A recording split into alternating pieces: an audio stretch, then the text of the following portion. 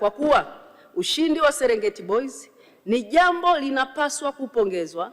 na Watanzania wote, hususan sisi wabunge ambao ndio wawakilishi wa wananchi. Kwa hivyo basi,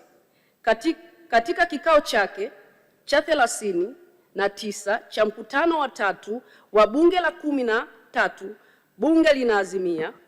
kuipongeza timu ya Serengeti Boys kwa ushindi ulioupata na hivyo kufuzu fainali za AFCON na pia kombe la dunia kwa vijana chini ya umri wa miaka 17 mwaka huu 2026.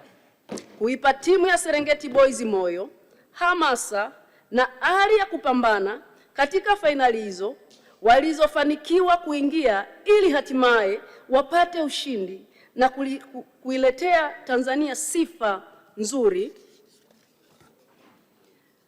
na kumpongeza mwanamichezo nambari 1 Tanzania, Mheshimiwa Daktari Samia Suluhu Hassan,